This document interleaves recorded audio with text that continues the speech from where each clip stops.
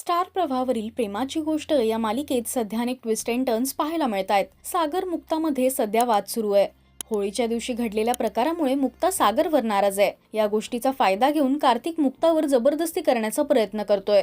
सावनीशी हात मिळवणी करून आता कार्तिक मुक्ताला त्रास देण्याचा प्रयत्न करत असताना सागर समोर ही गोष्ट येणार आहे। पाहुयात मालिकेचा हा खास प्रोमो। महासोमवार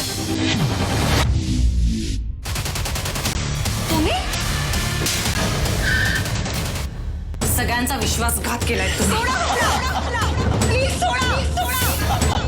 सागर समोर येणार का कार्तिकचा खरा चेहरा, असं कॅप्शन या प्रोमोला देण्यात आलंय।